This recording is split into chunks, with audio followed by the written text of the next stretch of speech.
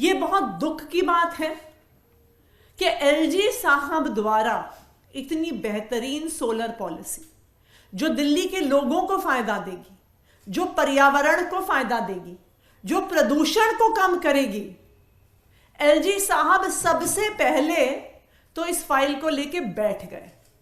उन्होंने कई दिन तक इस फाइल को वापस ही नहीं भेजा।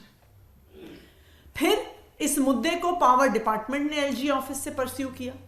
मैंने व्यक्तिगत तौर पर एलजी ऑफिस से बात कर करके कई बार यह सवाल पूछा कि सोलर पॉलिसी की फाइल कब वापस आएगी, क्योंकि हमें सोलर पॉलिसी को नोटिफाई करना है।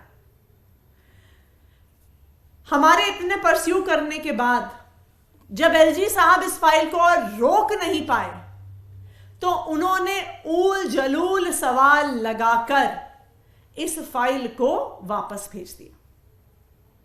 यह ऊल जलूल सवाल लगाने से, यह ऑब्जेक्शन लगाने से क्या होता है, इस ऑब्जेक्शन का मतलब क्या होता है, आप इस बात को समझिए कि अब जब अनेकों सवाल के साथ फाइल वापस आएगी, जब ऑब्जेक्शन के साथ फाइल वापस आएगी, तो वो एक अफसर से दूसरे अफसर के पास जाएगी, दूसरे अफसर से तीसरे अफसर के पास जाएगी, तीसरे अफसर से चौथे अफसर के पास जाएगी और ये फाइल घूमती रह जाएगी।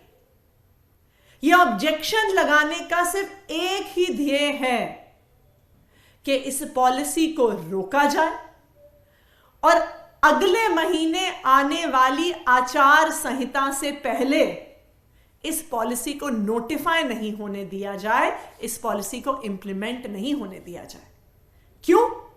क्योंकि अगर ये सोलर पॉलिसी नोटिफाई हो जाती है और अगर ये सोलर पॉलिसी इंप्लीमेंट हो जाती है तो दिल्ली वालों को इससे फायदा होगा। दिल्ली वाले अरविंद केजरीवाल की सरकार से खुश होंगे, उनके पॉलिसीज से खुश होंगे, उनको वोट डालेंगे। तो आज एलजी साहब इस शहर की, इस राज्य की सबसे बड़े संवैधानिक पद पे बैठे होने के बावजूद अपनी पद की गरिमा को भूलकर आज भारतीय जनता पार्टी की तरफ से बैटिंग कर रहे हैं।